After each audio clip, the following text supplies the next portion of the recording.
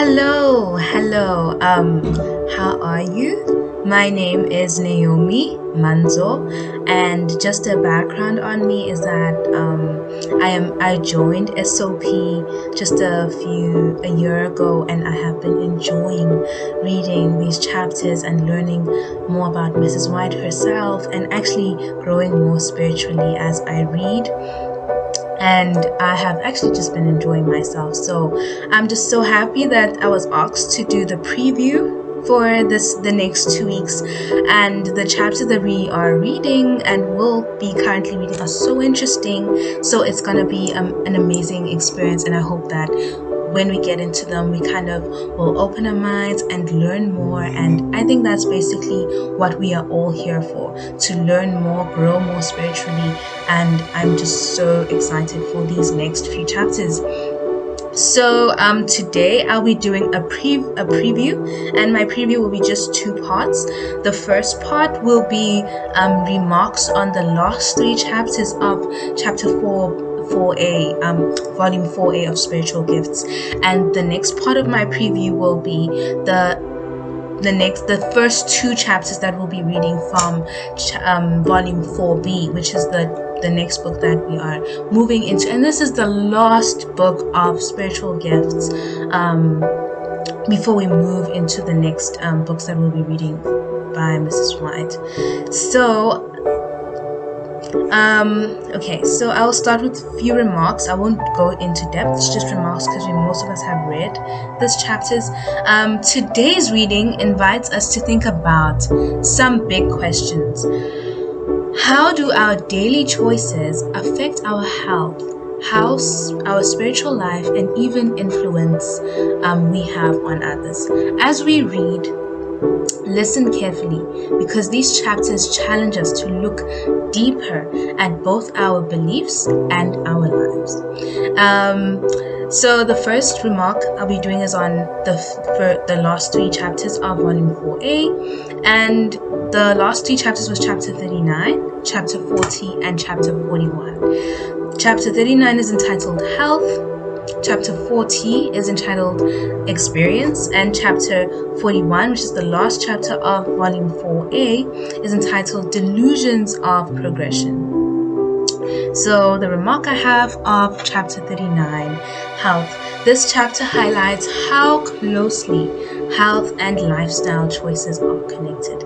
It points us back to God's original design for humanity, and how habits, especially appetite and self-control, can influence both physical, mental, and mental well-being. It invites readers to think about the cause and effect relationship between choices people make and the condition of society today. Oh, it was a beautiful chapter. I learned quite a lot. She was kind of talking about how a number of medicines in the olden days, especially for fever, would not even help the patients. In fact, it would take them a step back, and the results were very bad, like such as damaging the spinal cord and causing organ failure. And she emphasizes throughout this chapter about not fasting, but just letting your nature take its course and letting nature heal itself, and how people deny people water during when they're having a fever, when actually water is maybe what really is needed. So I went and looked up some of the medicines that she was talking about, and they do say that some of them are still being used but are highly diluted. But she did warn about a number of medicine especially that was very much used during her time, that was causing people would use it to cure their fevers, but in actuality it would maybe heal one small part but cause more problems. And I was just so intrigued. The fact that she was getting this information from God, and then in a time when information wasn't that readily available, and it was just such a beautiful chapter. And what I really loved from this chapter was her emphasis on fasting and just drinking water, and sometimes on gluttony, and how we should avoid any of these addictions. And the devil loves us when we are addicted to some of these addictions. So I just absolutely loved this chapter.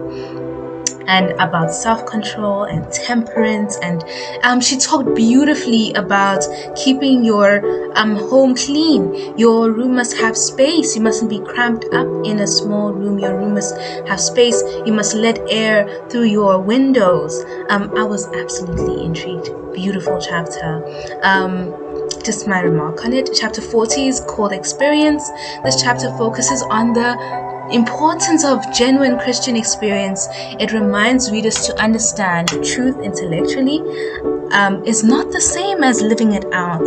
This chapter encourages reflection on what it means to have personal growing relationship with God that shapes daily life and character. Beautiful.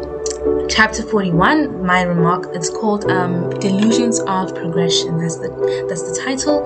This chapter examines the idea of human progress and advancement. It raises questions about whether society's ideas of progression lead toward truth. This chapter encourages readers to think carefully about the difference between genuine growth, genuine truth, and popular ideas that may lead people away from foundational principles. Okay, now I've done all the remarks for the last 3 chapters of Volume 4A. We will be beginning Volume 4B, and the first chapter is called Lack of Consecration. This chapter has about 3 subtopics. So the first subtopic being true consecration. What real consecration to God looks like. We're going to find that out. We're going to actually see that. What can we ask when we're reading this chapter? What does it truly mean to be fully consecrated to God? Is consecration something that only affects belief, or does it influence every part of life?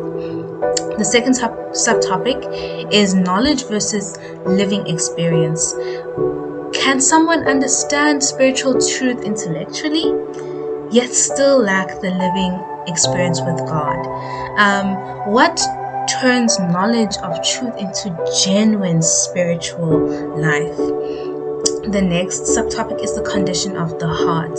Are there attitudes that quietly weaken spiritual life without us even realizing it? And what helps faith move forward from words into sincere devotion? I'm absolutely looking forward to that. As we read, listen to the chapter's appeal to move beyond profession and towards a deeper, wholehearted relationship with God. I'm going to be out here reading this chapter. I'm so excited. And the last chapter that we'll be doing for the next 2 weeks is called The Two Ways, chapter 2 of volume 4B. It does also have 3 subtopics, and we are looking forward to choices. The first subtopic, choices and direction. What determines the direction a person's life ultimately takes? Wow, we're going to learn about that. Could small decisions today shape the larger path of our lives? The next subtopic is influence and example. How much influence do our lives have on the people around us? Can daily choices quietly guide others toward or away from us? And then the last subtopic will be heart and character. What does it truly mean to reflect the character of Christ in everyday life? And how does inner motives shape outward actions? I'm especially looking forward to that, like the thoughts of your heart and your actual inner motives. How does that affect like how I interact with other people? As you read this chapter, notice how it invites readers to reflect on the direction of their lives and the influence their examples have on others. Thank you so much for listening to this preview. I hope you are as excited as I am to be reading the next few chapters, especially chapter 1 and chapter 2 of volume 4B. I'm absolutely looking forward to that. And I hope to see you at SOP's reading club that is going to be happening in the next 2 weeks. So I think think the next week is the 14th and the 21st of March. We'll sit down to discuss these chapters, and I wish you happy reading, amazing reading. May God continue to be with you as you will be reading these chapters, and God and the Holy Spirit to guide you as you will be reading, to open your mind, to give you understanding, and I hope you will also be blessed. My name is Naomi Manzo, and thank you for watching this preview. Hope you have a blessed week. Thank you.